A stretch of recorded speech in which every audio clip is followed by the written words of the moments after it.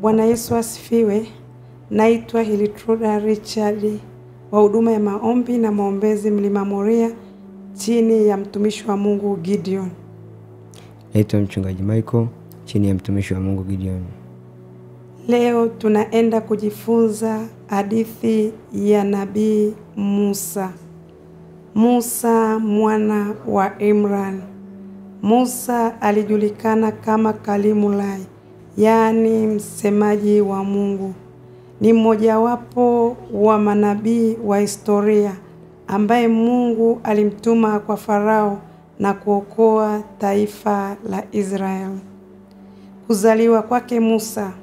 Musa alizaliwa kipindi cha wana wa Israeli wako utumwani, chini ya utumwa wa kikatili wa mfalme Farao wa Misri. Farao aliagiza watoto wote wa wana wa Israeli wauawe pindi wazaliwapo ili kuzuia maongezeko. Kwa ufafanuzi zaidi tupate kwenye Biblia. Kutoka sura ya 1 na sura ya 2. Basi akainuka mfalme mpya kutawala Misri asiyemjua Yusufu. Akawaambia watu wake, angalieni, watu wa wana wa Israeli ni wengi, tena wana nguvu kuliko sisi. Haya, na tuwatende kwa akili, wasije wakaongezeka. Tena ikitokea vita, wao nao wasije wakashikamana na adui zetu na kupigana nasi na kutoka katika nchi hii.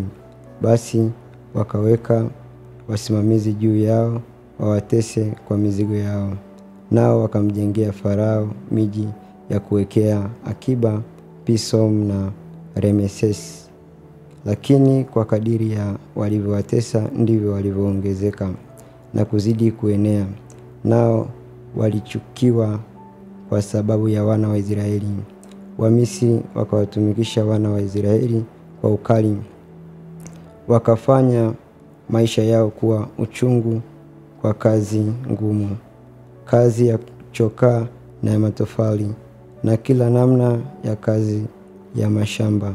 Kwa kazi zao zote waliwatumikisha kwa ukali. Kisha mfalme wa Misri akasema na wazalisha wa Waebrania. Mmoja jina lake aliitwa Shifra na wa pili jina lake aliitwa Pua. Akasema wakati wazalishapo wanawake wa Kiebrania na kuwaona wao katika kuzaa, ikiwa ni mtoto mwanamume basi muweni, bali ikiwa ni mtoto mwanamke na aishi. Lakini wale wazalisha walikuwa wakimcha Mungu, wasifanye kama walivyoamriwa na huyo mfalme wa Misri, lakini wakawahifadhi hai wale wanaume. Basi mfalme wa Misri akawaita wale wazalisha na kuwauliza, kwa nini kufanya jambo hili na kuwahifadhi watoto wanaume wawe hai? Wazalisha wakamwambia Farao, ni kwa sababu hawa wanawake wa Kiebrania si kama wanawake wa Kimisri, kwa kuwa ni hodari, hao nao huzaa kabla mzalisha hajapata kuwafikiria. Basi Mungu akawatendea mema wale wazalisha, na hao watu wakaongezeka sana, wakaendelea na kuzidi kuwa na nguvu nyingi. Ilikuwa kwa sababu wale wazalisha walikuwa wakimcha Mungu. Akawasimamishia nyumba. Kisha huyo Farao akawaagiza watu wake akisema, kila mtoto mwanaume atakayezaliwa mtamtupa mtoni, na kila mtoto mwanamke mtamhifadhi hai. Mtu mmoja wa nyumba ya Lawi akaondoka akaoa binti mmoja wa Lawi. Yule mwanamke akachukua mimba akazaa mwana, na alipoona ya kuwa ni mtoto mzuri akamficha miezi 3, na alipokuwa hawezi kumficha tena akampatia kisafina cha manyasi.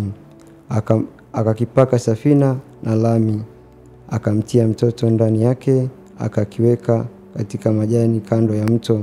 Umbu lake mtoto akasimama mbali ili ajue yatakayompata. Amen. Mke wake na Farao alikuwa na desturi ya kwenda kuoga mtoni. Basi alikiona kisafina, akakikaribia, akamwona mtoto ndani analia, akamhurumia, akampenda. Asia akamshawishi Farao, akamwambia, tusimuue mtoto huyu, bali tumlee kama mtoto wetu.